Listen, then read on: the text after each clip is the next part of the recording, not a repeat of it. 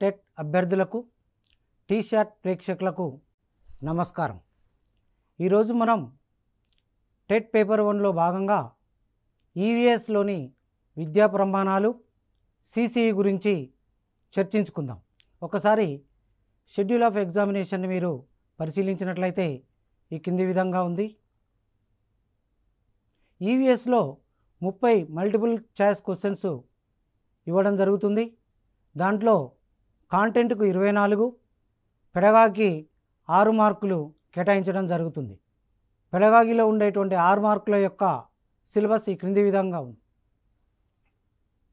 Concept and scope of environmental studies, aims and objectives of teaching environmental studies, academic standards of teaching EVS, relation to science and social studies, curriculum and it's transaction, learning environment, CCE అనేటువంటి 6 అంశాలను pedagogy కింద ఇవ్వడం జరిగింది. TET paper 1లో ఈ ఎపిసోడ్లో మనం ఈవీఎస్లోని విద్యా ప్రమాణాలు, నిర్మాణాత్మక మూల్యాంకనం, సంగ్రహణాత్మక మూల్యాంకనం గురించి తెలుసుకుందాం. గతంలో పేపర్ 1 టెట్లో పెడగాగి కింద అడిగినటువంటి ప్రశ్నలు కనుక మనం పరిశీలించినట్లయితే బోధనాభ్యసన ప్రక్రియలో ఇది గుణాత్మక మరియు పరిమాణాత్మక ఫలితాలను వివరణలు ఇస్తుంది. మనం కనుక జవాబులను పరిశీలించినట్లయితే పరీక్షా విధానం, మాపనం, మూల్యాంకనం, పరీక్ష. అయితే గుణాత్మక మరియు పరిమాణాత్మక ఫలితాలను ఇచ్చేది మూల్యాంకనం. మూల్యాంకనం అనేది ఈ ప్రశ్నకు జవాబు. ఏపీ టెట్ జనవరి 2012లో అడిగినటువంటి ఈ ప్రశ్నను పరిశీలించినట్లయితే తరగతుల వారీగా మూల్యాంకనం చేయడానికి ఉపయోగించే పద్ధతి నిర్మాణాత్మక మూల్యాంకనం, సంగ్రహణాత్మక మూల్యాంకనం, లోప నిర్ధారణ మూల్యాంకనం, గ్రేడింగ్ మూల్యాంకనం. ఈ ప్రశ్నకు జవాబు సంగ్రహణాత్మక మూల్యాంకనం. టీఎస్ టెట్ 2016లో అడిగినటువంటి ప్రశ్నను కనుక గమనించినట్లయితే నూతన విజ్ఞాన శాస్త్ర పాఠ్యపుస్తకాల ప్రకారం క్రింది వానిలో ఏది సైన్స్కు సంబంధించిన విద్యా ప్రమాణం కాదు? ప్రశ్నించడం, ప్రయోగాలు చేయడం, నమూనాలు చేయడం ద్వారా భావప్రసారం చేయడం, హస్తలాఘవం చేయడం. హస్తలాఘవం చేయడం అనేటువంటిది అకాడమిక్ స్టాండర్డ్స్లో లేదు, కాబట్టి ఇది విద్యా ప్రమాణం కాదు. కాబట్టి ఈ ప్రశ్నకు జవాబు హస్తలాఘవం. టీఎస్ టెట్ 2016లో ఇచ్చినటువంటి ప్రశ్నను పరిశీలించినట్లయితే క్రింది వానిలో ఏది నిర్మాణాత్మక మూల్యాంకనం యొక్క ముఖ్య ఉద్దేశం కాదు? ఇక్కడ నెగిటివ్ ఇవ్వడం జరిగింది. క్రింది వానిలో ఏది నిర్మాణాత్మక మూల్యాంకనం యొక్క ముఖ్య ఉద్దేశం కాదు అనేటువంటి ప్రశ్న ఇవ్వడం జరిగింది. దీనికి జవాబులుగా తరగతి విద్యార్థి యొక్క ర్యాంకును నిర్ణయించడం, బోధనా వ్యూహాలలో అవసరమైన మార్పులు చేయడం, బోధన వివిధ దశల్లో విద్యార్థి యొక్క అభ్యసనకు సంబంధించిన పరిపుష్టిని పొందడం, బోధనాభ్యసన ప్రక్రియలతో నాణ్యతను పెంపొందించడం. అయితే నిర్మాణాత్మక మూల్యాంకనం యొక్క ముఖ్య ఉద్దేశము ర్యాంకు నిర్ణయించడము కాదు. బోధనాభ్యసన విధానంలో ఎల్లప్పుడూ దీనిపై దృష్టి కేంద్రీకరించాలి. పాఠశాల కేంద్రంగా, సబ్జెక్టు కేంద్రంగా, ఉపాధ్యాయ కేంద్రంగా, విద్యార్థి కేంద్రంగా. బోధనాభ్యసన విద్యా విధానము అనేటువంటిది ఎల్లప్పుడూ విద్యార్థి కేంద్రీకృతంగానే ఉండాలి. కాబట్టి ఈ ప్రశ్నకు జవాబు విద్యార్థి కేంద్రంగా. టీఎస్ టెట్ 2017లో అడిగినటువంటి ప్రశ్న నిర్మాణాత్మక మూల్యాంకనం జరిపే సమయం బోధనను ప్రారంభించటకు ముందు, బోధన జరుగుతున్న క్రమంలో, టర్మ్ పూర్తయిన తర్వాత, కోర్సులో చేర్చుకునే ముందు. నిర్మాణాత్మక మూల్యాంకనం అనేటువంటిది బోధన జరుగుతున్న క్రమంలో మనం చేస్తూ ఉంటాం, ఫార్మేటివ్ అసెస్మెంట్ అనేటువంటిది. కాబట్టి జవాబు బోధన జరుగుతున్న క్రమంలో. మన తెలంగాణలో నిరంతర సమగ్ర మూల్యాంకనం సిసిఈ పద్ధతిని ఉపయోగిస్తున్నాం. సిసిఈ అంటే ఏమిటి? కంటిన్యూయస్, నిరంతర. అంటే పిల్లల ప్రగతిని ఒక సంఘటనకో ఒక సందర్భానికో పరిమితం చేయకుండా ఎల్లప్పుడూ పరిశీలించటం. నిరంతరము అంటే విద్యార్థిని తరగతి గదిలోనే కాకుండా తరగతి బయట కూడా, అంటే ప్రయోగశాలలో, ఆట స్థలంలో, తర్వాత ఉపాధ్యాయులు సంచరించే ప్రదేశాల్లో కూడా విద్యార్థిని నిరంతరం పరిశీలించడం అని అర్థం.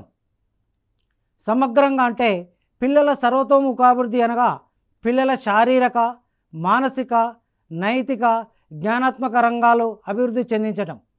అంటే పిల్లల యొక్క శారీరక, మానసిక, నైతిక, జ్ఞానాత్మక రంగాల్లో అభివృద్ధిలో చేయించడం అంటే సమగ్రంగా విద్యార్థిని అభివృద్ధి చెందించడం అనేటువంటిది సమగ్రత అనేటువంటిది దానికి అర్థంగా మనం చెప్పుకోవచ్చు.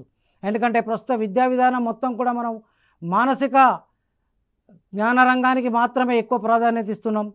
కానీ శారీరక, నైతిక, ఉద్వేగాత్మక, భాషాత్మక నైపుణ్యాలకు కూడా మనం అన్ని అవకాశాలను కల్పించాలి. అందుకే దీన్ని కాంప్రహెన్సివ్ అని అనడం జరిగింది. మూల్యాంకనం అంటే విద్యార్థులు విద్యా ప్రమాణాలను ఆశించిన మేరకు పొందారా లేదా, విద్యార్థులు అభ్యసన లక్ష్యాలు సాధించారా లేదా, విద్యార్థులు విద్యా లక్ష్యాలను సాధించాలా లేదా అనేది తెలుసుకోవడానికి ఉపయోగపడుతుంది. పిల్లల జ్ఞానాత్మక, మానసిక, చలనాత్మక, భావావేశ నైపుణ్యాల్లో వచ్చిన మార్పులను ఒక ప్రామాణికంగా తెలుసుకోవడం కోసం మనం మూల్యాంకనం చేస్తాం. సిసిఈ నేపథ్యం. భారత రాజ్యాంగంలోని 86వ రాజ్యాంగ యాక్ట్ 2002 ద్వారా చేర్చబడిన ఆర్టికల్ 21A ప్రకారం విద్య ఒక ప్రాథమిక హక్కు. దీని ప్రకారం 6 నుండి 14 సంవత్సరాల వయసు గల పిల్లలంతా నాణ్యమైన విద్యను పొందాలి అని రాజ్యాంగం సూచిస్తుంది. విద్యా హక్కు చట్టం 2009, రాష్ట్ర విద్యా ప్రణాళికా పరిధిపత్రం 2011 సూచనల మేరకు 1 నుండి 8 తరగతులకు, అంటే మనం 1 నుండి 8 తరగతులను ఎలిమెంటరీ విద్యా విధానం అంటాం, నిరంతర సమగ్ర మూల్యాంకన అమలుకు జీవో 60ని తీసుకురావడం జరిగింది. 9, 10 తరగతుల్లో పరీక్షల సంస్కరణల అమలుకు జీవో 17ను, జీవో 2లను తెలంగాణ రాష్ట్ర ప్రభుత్వం జారీ చేసింది. ఈ ఉత్తర్వుల మేరకు మనం 1 నుండి 10 తరగతులకు నిర్మాణాత్మక, సంగ్రహణాత్మక మూల్యాంకనాలని అమలు చేస్తున్నాం. నేషనల్ కరికులం ఫ్రేమ్వర్క్ 2005 మౌలిక సూత్రాలు ఏంటంటే బడి బయట జీవనానికి జ్ఞానాన్ని అనుసంధానం చేయటం. అంటే బడిలో నేర్చుకున్నటువంటి విద్యను బడి బయట నిత్య జీవితంలో విద్యార్థి ఉపయోగించుకునేలా చేయడం అనేటువంటిది మొదటి మౌలిక సూత్రం. బట్టి పద్ధతుల నుండి అభ్యసనాన్ని దూరం చేయటం. అంటే అభ్యసనం మొత్తం కూడా పుస్తక కేంద్రం కాకుండా, బట్టి పద్ధతులు కాకుండా అభ్యాస కేంద్రీకృత విద్యా విధానాల్ని, అభ్యాస కేంద్రీకృత అభ్యసన పద్ధతుల్ని ఉపయోగించాలనేటువంటిది ఈ మౌలిక సూత్రం. పిల్లల్లో సమగ్ర వికాసానికి పాఠ్య ప్రణాళికలను పరిపుష్టి చేయటం. అంటే మారుతున్నటువంటి సమకాలీన సమాజం కోసం పాఠ్య ప్రణాళిక నిరంతరం పర్యవేక్షిస్తూ నూతన పాఠ్య ప్రణాళికలను సిద్ధం చేయడం ఈ ఒక మౌలిక సూత్రం. పరీక్షలను మరింత సరళతరం చేసి తరగతి గది జీవనానికి అనుసంధానం చేయటం. అంటే మూల్యాంకనాన్ని సరళతరం చేసి తరగతి గదిలో, తరగతి గది బయట విద్యార్థిని మూల్యాంకనం చేయటం అనేటువంటిది ఈ మౌలిక సూత్రం యొక్క ఉద్దేశం. ఆర్టీఈ 2009, విద్యా హక్కు చట్టం 2009లోని అధ్యాయం 5లోని సెక్షన్ 29 సబ్సెక్షన్ 2 ప్రకారం పిల్లల ప్రగతిని నిరంతరం సమగ్రంగా మూల్యాంకనం చేయాలి. రాజ్యాంగంలో పొందుపరిచిన విలువలు ఎంతవరకు పిల్లలు సాధించారో మూల్యాంకనం చేయాలి. పిల్లలు సాధించిన జ్ఞానము, నైపుణ్యాలు, సామర్థ్యాలు మదింపు చేయాలి. భయరహిత వాతావరణాల్లో భావాన్ని స్వేచ్ఛగా వ్యక్తం చేసేలా చేయాలి. బాలల పూర్తి సామర్థ్యం మేరకు శారీరక, మానసిక శక్తులు అభివృద్ధి చెందాయో లేదో మూల్యాంకనం చేయాలి. ఇది ఆర్టీఈ 2009 చెప్పినటువంటి విషయం. మదింపు విధానాలని ఒక్కొక్కటి పరిశీలిద్దాం. అసెస్మెంట్ యాజ్ లెర్నింగ్ అంటే అభ్యసనం జరిగేటప్పుడే మదింపు చేయటం. పిల్లలు అభ్యసన సన్నివేశాల్లో పాల్గొని నేర్చుకున్నప్పుడు వారిని మదింపు చేయటం. అంటే పిల్లల అభ్యసన సన్నివేశాలు ఏముంటాయి అంటే పాఠ్యాంశంపై చర్చ జరిగేటప్పుడు పాఠ్యాంశంలో వారు పాల్గొనే విధానాన్ని పరిశీలించడం, సృజనాత్మకంగా భావాన్ని వ్యక్తీకరిస్తూ ఉన్నాడో లేదో చూడడం. అంటే తరగతి గదిలో ఏ విద్యార్థి అయితే సృజనాత్మకంగా సమాధానం ఇస్తున్నాడో ఉపాధ్యాయుడు గమనించడం. పాఠం మధ్యలో మరియు పాఠ్యాంశం చివర ఉన్న ప్రశ్నలపై చర్చిస్తున్నప్పుడు పాల్గొనే విధానాన్ని పరిశీలించటం, పాఠ్యాంశంలో ఉన్నటువంటి మూల్యాంకనం చేసేటప్పుడు విద్యార్థి చురుకుగా పాల్గొంటున్నాడా, ఇచ్చినటువంటి మూల్యాంకనాన్ని పరిపుష్టి చేస్తున్నాడా అనే అంశాన్ని పరిశీలించటం అసెస్మెంట్ యాజ్ లెర్నింగ్గా, అంటే అభ్యసనం జరిగేటప్పుడే మదింపు చేయడం కిందికి వస్తుంది. అసెస్మెంట్ ఫర్ లెర్నింగ్, అభ్యసనం మెరుగుపరచడానికి మదింపు. బోధనాభ్యసన ప్రక్రియలో భాగంగా విద్యార్థి ఏమి నేర్చుకున్నాడు, ఏమి నేర్చుకోలేకపోయాడు, ఎక్కడ ఇబ్బంది పడుతున్నాడు, ఏ అంశాల్లో అతనికి మరింత సహాయం అవసరం అనే దృష్టితో చూసి బోధనాభ్యసన ప్రక్రియలో మార్పు చేసుకునేందుకు చర్యలు చేపట్టడం వల్ల ఆ పిల్లల్లో అభ్యసనం మెరుగుపరచడానికి అవకాశం ఉంది. దీనిలో భాగంగానే మనం నిర్మాణాత్మక మదింపు చేపడుతున్నాం. నిర్మాణాత్మక మదింపులో గల 4 అంశాలు, సాధనాల గురించి వివరంగా తెలుసుకుందాం. అసెస్మెంట్ ఆఫ్ లెర్నింగ్, అభ్యసనం యొక్క మదింపు. పిల్లలు పొందిన జ్ఞానాన్ని కొంతకాలం తర్వాత పరీక్షించటం. అంటే జ్ఞానాన్ని పరిశీలించడానికి మనకు విద్యా ప్రమాణాలను ఎంచుకుంటాం. విజ్ఞాన ప్రమాణాల వారీగా మనం వారి జ్ఞానం ఎంత నేర్చుకున్నారో అనేటువంటి అంశాలను మనం పరిశీలిస్తాం. దీనినే మనం సమ్మేటివ్ అసెస్మెంట్, సంగ్రహణాత్మక మూల్యాంకనం లేదా మదింపు అంటాం. ఈ సంగ్రహణాత్మక మూల్యాంకనం గురించి వివరంగా తెలుసుకుందాం. మదింపు విధానాలు 2 రకాలు. 1 నిర్మాణాత్మక మదింపు, 2 సంగ్రహణాత్మక మదింపు. నిర్మాణాత్మక మదింపు బోధనాభ్యసన ప్రక్రియ జరుగుతున్నప్పుడే మనం ఈ నిర్మాణాత్మక మదింపును చేస్తాం. సంగ్రహణాత్మక మదింపు బోధనాభ్యసన ప్రక్రియ పూర్తయిన తర్వాత ఈ సంగ్రహణాత్మక మదింపును చేస్తాం. నిర్మాణాత్మక మదింపులోని అంశాలు. ఈ అంశాల ద్వారా మనం నిర్మాణాత్మక మదింపును విద్యార్థి యొక్క ఏం నేర్చుకున్నాడు అనేటువంటి అంశాలను మనం మదింపు చేస్తాం. వాటిలో మొదటిది చిల్డ్రన్ పార్టిసిపేషన్, పిల్లల భాగస్వామ్యము, ప్రతిస్పందనలు.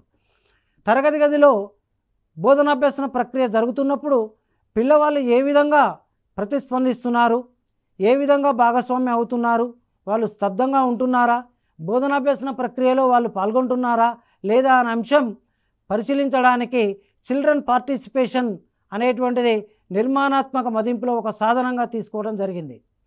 రెండవ అంశము రాత అంశాలు. పిల్లలు బోధనాభ్యసన ప్రక్రియ జరుగుతున్నప్పుడు ఏం రాసుకుంటున్నారు, హోంవర్క్ సరిగా రాస్తున్నారా లేదా, క్లాస్ వర్క్ సరిగా రాస్తున్నారా లేదా, వారి యొక్క రాత నైపుణ్యం ఏ విధంగా ఉంది అనే అంశాన్ని పరిశీలించడం కోసం ఈ సాధనాన్ని ఉపయోగిస్తాం. ప్రాజెక్టు పని. తరగతి గదిలో వచ్చినటువంటి పాఠ్య ప్రణాళిక అనుగుణంగా, పాఠ్య పథకంకు అనుగుణంగా విద్యార్థులకు ప్రాజెక్టు పనిని కేటాయించడం జరుగుతుంది. ఆ ప్రాజెక్టు పనిని విద్యార్థి ఏ మేరకు సాధించాడు, ప్రాజెక్టులో ఎలా ఇన్వాల్వ్ అయ్యాడు అనే అంశం తెలుసుకోవడానికి ఈ సాధనాన్ని నిర్మాణాత్మక మదింపులో మనం ఉపయోగిస్తాం. లఘు పరీక్ష, స్లిప్ టెస్ట్ అనేటువంటిది. అంటే విద్యార్థులకు తరగతి గదిలో అయినటువంటి బోధనాంశాలను వారికి ఏ మేరకు వారి యొక్క విద్యా ప్రమాణాల వారిగా సాధించారా లేదో తెలుసుకోవడానికి ఒక లఘు పరీక్షను మనం విద్యార్థులకు పెట్టడం జరుగుతుంది. ఆ లఘు పరీక్ష ద్వారా వారు బోధనాభ్యసన ఏ విధంగా నేర్చుకున్నారో తెలుసుకోవడానికి అవకాశం కలుగుతుంది. సాధనాలకు కేటాయించినటువంటి మార్కులు. చిల్డ్రన్ పార్టిసిపేషన్, పిల్లల భాగస్వామ్య ప్రతిస్పందనలకు 10 మార్కులు కేటాయించడం జరుగుతుంది. రాత అంశాలకు 10 మార్కులు కేటాయించడం జరుగుతుంది. ప్రాజెక్టు పనికి 10 మార్కులు కేటాయించడం జరుగుతుంది. లఘు పరీక్షకు 20 మార్కులు. మొత్తం 50 మార్కులకు నిర్మాణాత్మక మదింపును మనం చేస్తాం. పరిసరాల విజ్ఞానము, ప్రశ్నల వారీగా భారత్వం. విద్యా ప్రమాణాలు వారీగా మనం ప్రశ్నలకు ఈ విధమైనటువంటి భారత్వాన్ని ఇస్తాం. విషయావగాహనకు 40%, ప్రశ్నించడం పరికల్పనలు చేయడం 10%, ప్రయోగాలు క్షేత్ర పరిశీలనలకు 10%, సమాచార నైపుణ్యాలు ప్రాజెక్టు పనులకు 20%, పట నైపుణ్యాలు బొమ్మలు గీయటం, నమూనాలు చేయటం ద్వారా భావ ప్రసారం కలిగించడంలో దానికి 10%, ప్రశంస విలువలు, జీవ వైవిధ్యం పట్ల స్పృహ కలిగి ఉండడం అనే అంశానికి అనే విద్యా ప్రమాణానికి 10% మార్కులు కేటాయించడం జరిగింది. ఒక్కసారి పరిసరాల విజ్ఞానము 3, 4, 5 తరగతులది గమనించినట్లయితే ఫార్మేటివ్, సమ్మేటివ్ అంశాల్లో ఉన్న విద్యా ప్రమాణాలకు కేటాయించినటువంటి ఒక భారత్వాన్ని మనం ఈ విధంగా పరిశీలించవచ్చు. సమ్మేటివ్ అసెస్మెంట్కి కేటాయించిన భారత్వం. విషయ అవగాహనానికి 40%, ప్రశ్నించడం పరికల్పనలు చేయడానికి 10%, ప్రయోగాలు చేయడానికి 10%, సమాచార నైపుణ్యాలకు 20%, పట నైపుణ్యాలు బొమ్మలు గీయడానికి 10%, ప్రశంసలు విలువలకు 10%. అదేవిధంగా ఫార్మేటివ్ అసెస్మెంట్ కనుక మనం గమనించినట్లయితే పిల్లల భాగస్వామ్యం ప్రతిస్పందనలకు 20%, రాత అంశాలకు 20%, ఫార్మేటివ్ అసెస్మెంట్లో ప్రాజెక్టు పనులకు 20%, లఘు పరీక్షకు 40%, మొత్తం 100% వెయిటేజ్.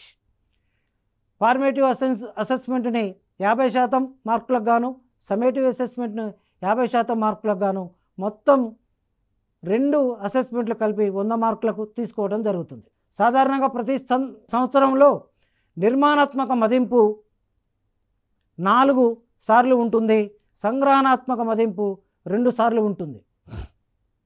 ఈ కరోనా సంవత్సరంలో నిర్మాణాత్మక మదింపును 2 సార్లకే కుదించడం జరిగింది. సంగ్రహణాత్మక మదింపు విద్యా ప్రమాణాల ఆధారంగా చేసేటువంటి అంశం. రాత పరీక్ష, అంత్య పరీక్ష, సామర్థ్య ఆధారిత పరీక్ష, పూర్తి పాఠ్యాంశాలపై పరీక్ష. సంగ్రహణాత్మక మదింపును ఈ క్రింది ప్రమాణాల ద్వారా మనం మదింపు చేస్తాం. సంగ్రహణాత్మక మదింపు విద్యా ప్రమాణాల ఆధారంగా చేసే మదింపు. విషయ అవగాహన ఈవీఎస్లో ఈ క్రింది విద్యా ప్రమాణాలు ఉంటాయి. విషయ అవగాహన, ప్రశ్నించడం పరికల్పనలు చేయడం, ప్రయోగాలు క్షేత్ర పరిశీలనలు, సమాచార నైపుణ్యాలు ప్రాజెక్టు పనులు, పట నైపుణ్యాలు, బొమ్మలు గీయడం, నమూనాలు తయారు చేయడం ద్వారా భావప్రసారం, ప్రశంస విలువలు, జీవ వైవిధ్యం పట్ల స్పృహ కలిగి ఉండడం. విద్యా ప్రమాణాల ఆధారంగా ఈ కింది భారత్వాన్ని మనం చూడవచ్చు. విషయ అవగాహనకు 40%, ప్రశ్నలు అడగడం పరికల్పనలు చేయడం 10%, ప్రయోగాలు క్షేత్ర పరిశీలనలకు 10%, సమాచార నైపుణ్యము ప్రాజెక్టు పనులకు 20%, బొమ్మలు గీయడం నమూనాలు తయారు చేయడం 10%, విలువలు ప్రశంస జీవ వైవిధ్యానికి 10%. ప్రశ్నల రకాలు, మార్కులు. ఈవీఎస్లో లక్ష్యాత్మక ప్రశ్నలు 1 మార్కు ప్రశ్నలు అంటాం వీటిని. సంక్షిప్త ప్రశ్నలు 1 మార్కు కేటాయించడం జరుగుతుంది. స్వల్ప సమాధాన ప్రశ్నలు 3 మార్కులు ప్లస్ 2 మార్కులు కేటాయించడం జరుగుతుంది. వ్యాసరూప ప్రశ్నలకు 5 మార్కులకు కేటాయించడం జరుగుతుంది. విషయ అవగాహన. విషయ అవగాహనలో ఈ క్రింది లెర్నింగ్ ఇండికేటర్స్ ఉండడం జరిగింది. వివరించడం, వర్గీకరించడం, విశ్లేషించడం, ఉదాహరణలు ఇవ్వడం, కారణాలు చెప్పడం, మానసిక చిత్రాలు ఏర్పరచడం. విద్యార్థి ఒక అంశాన్ని వివరిస్తే ఆ విషయం పట్ల విద్యార్థికి అవగాహన ఉందని చెప్పవచ్చు. విద్యార్థి ఒక అంశాన్ని వర్గీకరించడం అంటే క్లాసిఫికేషన్ చేయడం చేస్తే ఒక అంశాన్ని మొక్కలు జంతువుల మధ్య భేదాలు తెలపడం లేదా వర్గీకరణ చేయటం లేదా జంతు వర్గీకరణ చేయటం లాంటివి చేస్తే ఆ విషయం పట్ల విద్యార్థికి అవగాహన ఉందని చెప్పడం. ఉదాహరణలు ఇవ్వడం, కారణాలు చెప్పడం, ఇచ్చినటువంటి అంశానికి కారణాలు చెప్పడం, ఇచ్చినటువంటి అంశానికి ఉదాహరణలు ఇవ్వడం లాంటివి చేస్తే ఆ విషయం పట్ల విద్యార్థికి అవగాహన ఉందని చెప్పవచ్చు. మానసిక చిత్రాలు ఏర్పడడం, విద్యార్థి తను గమనించినటువంటి అంశాలు, ప్రత్యక్షం చేసినటువంటి అంశాలను మానసిక చిత్రాలుగా ఏర్పరచుకుంటే ఆ విద్యార్థికి ఆ విషయం పట్ల అవగాహన ఉందని మనం చెప్పవచ్చు. ప్రశ్నలు అడగడం, పరికల్పనలు చేయడం, విషయం అర్థం కావడానికి ప్రశ్నించడం. విద్యార్థులు విషయాన్ని అర్థం చేసుకోవడానికి ఉపాధ్యాయుని ప్రశ్నలు అడగడం, ఈ యొక్క ప్రశ్నలు అడగడం చేస్తారు. సందేహ నివృత్తి కోసం ప్రశ్నించడం, చర్చలో పాల్గొనడానికి ప్రశ్నించడం, ప్రయోగాలు పరిశీలన చేసేటప్పుడు ప్రశ్నించడం, ఫలితాలను గురించి ముందుగా ఊహించడం, పరికల్పనలు చేయటం. అంటే ఏదైనా ప్రయోగం చేస్తున్నప్పుడు రాబోయే ఫలితాన్ని ముందే ఊహించి చెప్పడం, టెంటేటివ్ సొల్యూషన్స్ అంటాం. దీన్నే మనం పరికల్పనలు చేసి ఆ పరికల్పనలను రుజువు చేసేందుకు మనం ప్రయోగాలు చేస్తూ ఉంటాం. ప్రయోగాలు మరియు క్షేత్ర పరిశీలన. ఒక ప్రయోగం చేయడానికి తగిన ప్రణాళికలను సిద్ధం చేయటం అంటే ఒక ప్రయోగం చేయడానికి ముందు ఆ ప్రయోగానికి అవసరమైనటువంటి సంబంధిత సామగ్రిని సమకూర్చుకొని ఒకసారి మనం ప్రయోగాన్ని ముందుగానే నిర్వహించుకొని మరియు ప్రయోగాల్ని తరగతి గదిలో నిర్వహించాల్సి ఉంటుంది. ప్రయోగం చేయగలగడం, పరికరాలను అమర్చుకోగలగడం, తగిన జాగ్రత్తలు తీసుకోవడం. ప్రయోగం చేసేటప్పుడు పరికరాలను అమర్చడం, పరికరాలను తగిన జాగ్రత్తతో ఉపయోగించడం, ద్రావణాలు అట్లాంటివి ఉన్నప్పుడు అవి చాలా జాగ్రత్తగా ఉపయోగించుకుంటూ మనం ప్రయోగం నిర్వహించాల్సి ఉంటుంది. క్షేత్ర పరిశీలనలో పాల్గొనడం అంటే మన చుట్టూ ఉన్నటువంటి ఏదైనా అంశాన్ని గురించి నేర్చుకోవాల్సి వచ్చినప్పుడు మనం క్షేత్ర పరిశీలన చేయాల్సి వస్తుంది. అంటే దగ్గరలో ఉన్నటువంటి ఫ్యాక్టరీని సందర్శించడం కానీ, జంతు ప్రదర్శనశాలను సందర్శించడం కానీ, ఏదైనటువంటి మన దగ్గరలో ఉన్నటువంటి ఏదైనా మన విద్యా బోధనాభ్యసన ప్రక్రియకు ఉపయోగపడేటువంటి క్షేత్ర పరిశీలన చేసినప్పుడు దాంట్లో పాల్గొని విద్యార్థులు అక్కడ విషయాలను నమోదు చేసుకునే విధంగా ఉపాధ్యాయుడు వారికి మార్గదర్శకత్వం వహించాలి. దానిలో క్షేత్ర పరిశీలన నివేదికలు తయారు చేయటం, ఆ ఉపాధ్యాయుడి మార్గదర్శకత్వంలో విద్యార్థులు క్షేత్ర పర్యటనలో నేర్చుకున్నటువంటి బోధనాభ్యాసాన్ని ఒక పట్టికల రూపంలో కానీ, ఒక నివేదిక రిపోర్ట్ రూపంలో సబ్మిట్ చేసే విధంగా చూడాల్సినటువంటి అవసరం ఉంది. సమాచార సేకరణ నైపుణ్యం ప్రాజెక్టులు. సమాచారాన్ని సేకరించడం అంటే బోధనాభ్యసన ప్రక్రియకు సంబంధించినటువంటి సమాచారాన్ని సేకరించడం. అంటే బోధనాభ్యసన ప్రక్రియలో ఏవైతే బోధనా నమూనాలు కానీ, బోధనా వనరులు కానీ, బోధనాభ్యసన సామాగ్రి ఏదైతే ఉందో దాన్ని మనం సేకరించి పెట్టుకోవడం, సేకరించిన సమాచారాన్ని విశ్లేషించటం. అంటే ప్రస్తుత పాఠ్యాంశానికి ఆ సేకరించిన సమాచారం సరిపోతుందా లేదా అనేటువంటిది విశ్లేషించుకుంటాం. ప్రాజెక్టును నిర్వహించటం, సమాచారం ఆధారంగా మనం ఎన్నుకున్న ప్రాజెక్టును నిర్వహిస్తాం. ప్రాజెక్టు పైన ఒక నివేదికను సిద్ధం చేయటం, ప్రాజెక్టు నిర్వహించిన తర్వాత ప్రాజెక్టు అంశాలను ఒక పూర్తి స్థాయిలో ఒక నివేదిక రూపంలో సిద్ధం చేసి మనం సమర్పిస్తాం. బృంద సభ్యులతో సమన్వయం చేయటం. ప్రాజెక్టు కనుక మనం జట్టులకు అంటే వివిధ విద్యార్థులను జట్లుగా చేసి జట్లలో ప్రాజెక్టులు ఇచ్చినట్లయితే ఆ ప్రాజెక్టులో వచ్చినటువంటి వివిధ జట్లలో వచ్చినటువంటి సమాచారాన్ని మొత్తం మనం క్రోడీకరించి సభ్యుల మధ్య సమన్వయపరిచి నివేదిక రూపంలో పొందుపరచాల్సినటువంటి అవసరం ఉంది. బొమ్మలు గీయడం, నమూనాలు తయారు చేయడం ద్వారా భావ ప్రసారం. బొమ్మలు గీయడం అంటే విద్యార్థి పుస్తకంలో ఉన్నటువంటి అంటే జామితీయ ఉన్నటువంటి బొమ్మలను 2 డైమెన్షనల్గా గీయటం నేర్పేటువంటి విధానం మనం ఉపాధ్యాయుడు వారికి గైడ్ చేయాల్సిన అవసరం ఉంది. బొమ్మలు గీసిన తర్వాత దానిలో భాగాలు గుర్తించడం, గుర్తించబడినటువంటి భాగం పేరు చెప్పడం, భాగం చేసేటువంటి పనిని దాని యొక్క విధిని చెప్పడం, గుర్తించబడిన భాగంలో యొక్క వివరణ చెప్పడం.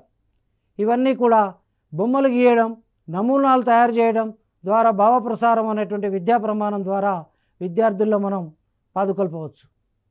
ప్రశంస విలువలు, జీవ వైవిధ్యం పట్ల స్పృహ, అభినందన విలువలు. విద్యార్థి శాస్త్రవేత్తలు చేసినటువంటి కృషిని అభినందించేలా చేయడం, అదేవిధంగా విజ్ఞాన శాస్త్రం పఠించడం వల్ల ఏ విలువలైతే పాదుకొల్పబడతాయో ఆ విలువలు విద్యార్థిలో వచ్చే విధంగా ఉపాధ్యాయుడు ఒక సౌలభ్యకర్తగా వారికి ఉండాల్సిన అవసరం ఉంది. విద్యార్థుల్లో పోటీతత్వం పెంచడం. విద్యార్థుల్లో మారుతున్నటువంటి సమాజ పరిస్థితులకు అనుగుణంగా ఈ పోటీ ప్రపంచంలో విద్యార్థుల మధ్య ఒక సుహృద్భావ పోటీ వాతావరణాన్ని పెంచాల్సినటువంటి అవసరం ఉంది. నినాదాలు తయారీ అంటే విద్యార్థులు స్వయం సిద్ధంగా ఎన్విరాన్మెంటల్ డేకి సంబంధించింది కానీ కావచ్చు, పాపులేషన్ డేకి సంబంధించింది కావచ్చు, వైజ్ఞానిక దినోత్సవాలకు సంబంధించినటువంటి కావచ్చు, నినాదాలు తయారు చేసేలా విద్యార్థుల్ని ప్రేరేపించాలి. దానికి తగ్గ సలహాలు సూచనలు ఉపాధ్యాయుడు అందించాల్సిన అవసరం ఉంది. చివరిగా మూల్యాంకనం అనేటువంటిది సింపుల్గా, అన్నోటిస్డ్గా, రెగ్యులర్గా, యాక్టివిటీ బేస్డ్గా ఉండాలి. మూల్యాంకనం అనేటువంటి చాలా సింపుల్గా ఉండాల్సిన అవసరం ఉంది. మూల్యాంకనం నిరంతరం జరగాలి, రెగ్యులర్గా జరగాలి. యాక్టివిటీ బేస్డ్గా కృత్యాధారంగా మూల్యాంకనం జరగాల్సినటువంటి అవసరం ఉంది. ఈ ఎపిసోడ్లో మనం ఎన్విరాన్మెంటల్ స్టడీస్కి సంబంధించిన విద్యా ప్రమాణాలు, నిర్మాణాత్మక మూల్యాంకనం, సంగ్రహణాత్మక మూల్యాంకనం గురించి వివరంగా తెలుసుకున్నాం. మరొక అంశంతో మళ్ళీ కలుద్దాం. నమస్కారం.